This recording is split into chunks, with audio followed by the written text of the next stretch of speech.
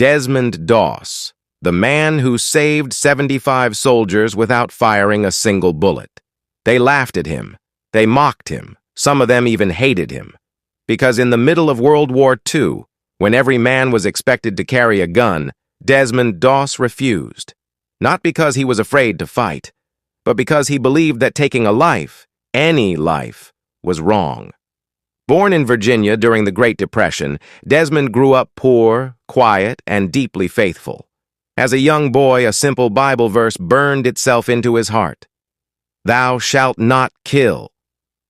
From that moment on, he made a promise to God. He would never take another human life.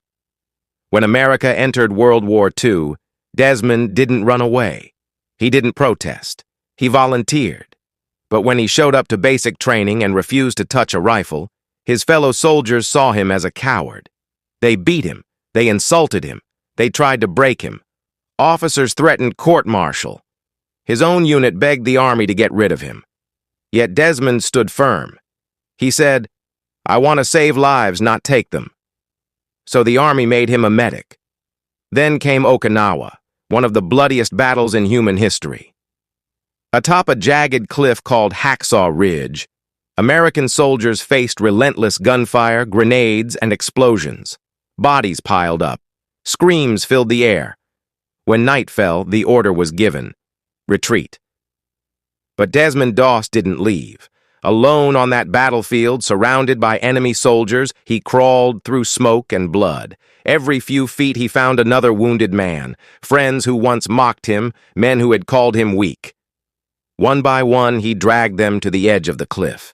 With shaking hands, he tied a rope around each soldier and lowered them down, 75 times. After every rescue, he whispered the same prayer: "Lord, please help me get one more." Bullets tore through the darkness. Shrapnel ripped into his body. A grenade shattered his leg. Still, he refused to stop.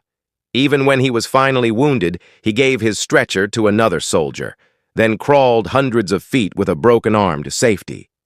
Desmond Doss never fired a weapon, yet he became one of the greatest heroes of World War II.